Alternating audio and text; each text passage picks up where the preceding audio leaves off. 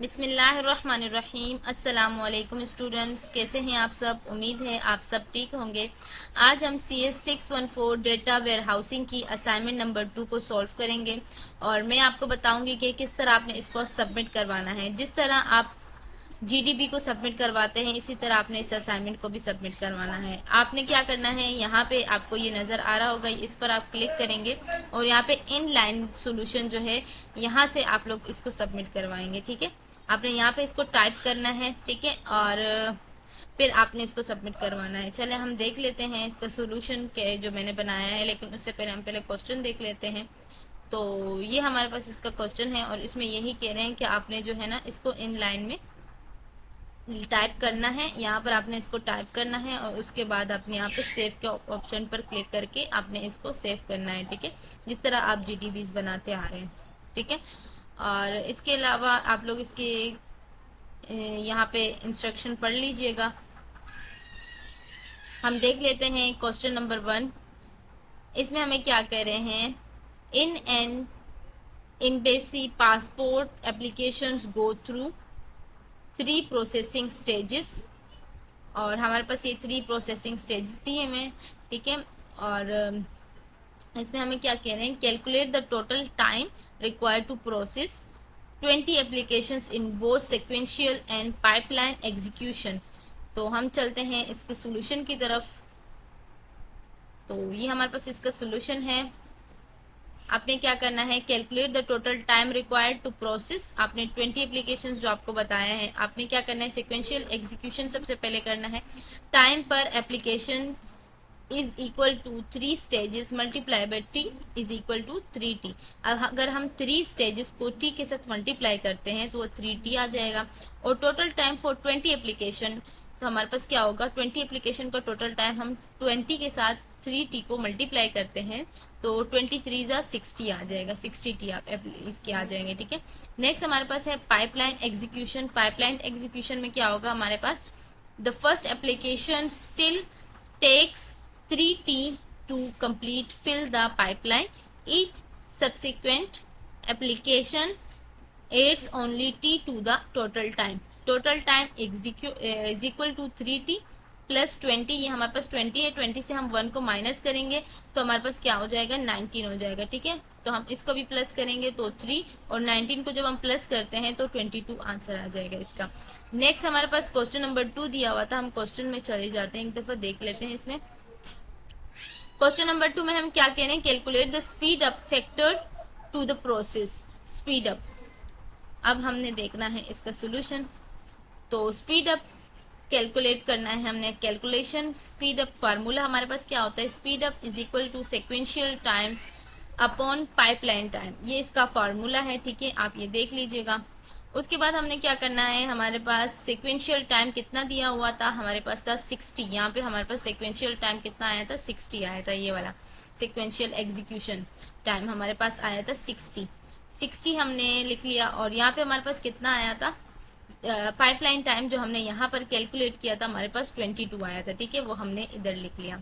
ठीक है, अब हमने क्या करना है, इन दोनों को डिवाइड करेंगे तो हमारे पास क्या हो जाएगा, पहले हम इसमें से T को हटा देंगे। ठीक है, फिर हमने क्या करना है, इन दोनों को डिवाइड करना है तो हमारे पास क्या आएगा, 30 और यहाँ 11 आ जाएगा। तो हम इसको दोबारा डिवाइड करेंगे तो हमारे पास क्या आ जाएगा, 2.73। ठीक है, ये हमारे पास इसका आंसर आ जाएगा। नेक्स्ट हम क्या करेंगे, कंक्लूजन लिखेंगे। The pipeline execution provides a speed up factor of approximately 2.73 multiply compare to the sequential processing, ये इसका आंसर है। नेक्स्ट क्वेश्चन नंबर 2 हमें दिया हुआ है, इसको भी हम देख लेते हैं। क्वेश्चन नंबर 2 में हमें क्या कह रहे हैं,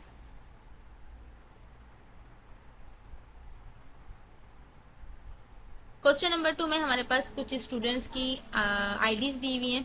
ठीक है, उनके एजेस बताएं, उनके नेम्स और उनके कैंपस बताएं, कैंपस कौन कौन से हैं। ठीक है, वो बताएं। और आपने क्या क्रिएट करना है, create a bit map index for the value age 20, जिसकी एज 20 होगी उसको आपने क्रिएट करना है using a bit vector of length 5। तो हम सोल्यूशन की जाने चलते हैं, वहां देखते हैं हम यहाँ हमारे पास कुछ बच्चों के जो स्टूडेंट्स थे उनके रोल नंबर्स, उनके आईडीज और उनके नेम्स, उनकी एजेस और उनकी कैंपस लिखे हुए हैं, ठीक है। तो हमने क्या करना है, अब हम क्या करेंगे, इनमें देखेंगे कि किस बच्चे की एज 20 है। तो जिस बच्चे की एज 20 होगी वहाँ हमने क्या पुट करना है, 1 पुट करना है। और जिस बच्चे की एज 20 नहीं होगी उसकी जगह हमने बिट में 0 पुट करना है, ठीक है। एज इट इज उसी तरह हमने यहाँ लिख लेना है जैसे ये लिखा हुआ है, इसी तरह हम लिख लेंगे। लेकिन यहाँ पे हम कॉलम किसका बनाएंगे, हम बिट का कॉलम बनाएंगे, ठीक है। यहाँ पे हमारे पास 20 एज है तो हमने 1 लिख लिया, और यहाँ हमारे पास 21 है तो 0 आ जाएगा, फिर 20 है तो 1 आ जाएगा, और 22 है तो 0 आ जाएगा, और 21 है तो 0 आ जाएगा। यानी जिसमें हमारे पास 20 एज होगी उसकी बिट हमारे पास 1 होगी, ठीक है। तो दो दो स्टूडेंट्स हैं जिनकी एज 20 है तो हमने वहाँ 1 लिख लिया है, बाकी की एज 0 है तो हमने 0 पुट 21, और यहाँ पे 22 है तो हमने जो है ना वहाँ पे 0 लिख लिया है। तो हमने इसी को ही आगे एक्सप्लेन किया है, फर्दर एक्सप्लेन किया है। हमने क्या कहा है कि हमारे पास जो है we create a bit vector of length 5। हमारे पास कितनी लेंथ है स्टूडेंट्स की, 5 लेंथ है ना, 1 bit for each student. Her student की एक एक क्या है, बिट है, ठीक है। अब हमारे पास क्या है, set bit to 1 if age is 20, 0 others. जिसकी एज 20 होगी वहां बिट 1 आएगा, और जिसकी एज 20 नहीं होगी उस वहां 0 आएगा, ठीक है। अब हमारे पास क्या है, यहाँ पे हमारे पास लिखा हुआ है 10100, तो ये हमने लिख लिया 10100, ठीक है। ये हमारे पास इसका आंसर आ गया। हम इसको फर्दर अगर एक्सप्लेन करना चाहें तो हम कर सकते हैं, ये आप पे डिपेंड करता है। मैंने इसको फर्दर एक्सप्लेन किया है। एक्सप्लेनेशन में क्या है, पोजीशन 1 अली जिसकी हमारे पास 1 है, यानी उसकी एज 20 है। और नेक्स्ट उस्मान है, उस्मान की एज जो है 20 नहीं है तो हमने यहाँ 0 लिख लिया है। सारा है उसकी एज 20 है तो हमने 1 लिख लिया है। अरीबा है उसकी एज 20 नहीं है तो हमने क्या किया, 0 लिखा है। और बिलाल है उसकी एज भी 20 नहीं है तो हमने वहाँ 0 लिख लिया है, ठीक है। This bit map index allow efficient querying for students age 20 by simply examining the bit vector rather than scanning all records। या आप जो है आप पे डिपेंड करते हैं, आप लिखना चाहें तो लिख लें, अगर नहीं लिखना चाहें तो इसकी इतनी नीड नहीं है, आप यहाँ तक भी आंसर लिख सकते हैं, ठीक है। आई होप आप लोग को मेरी वीडियो से बहुत फ़ायदा मिला होगा। अगर आप लोग ने पेड बनवानी है तो आप मुझसे कांटेक्ट कर सकते हैं, मैं डिस्क्रिप्शन में अपना नंबर लगा लूँगी, आप मुझसे कांटेक्ट कर सकते हैं। और अगर आपने अपना LMS हैंडल करवाना है तो उसके लिए भी आप मुझसे कांटेक्ट कर सकते हैं।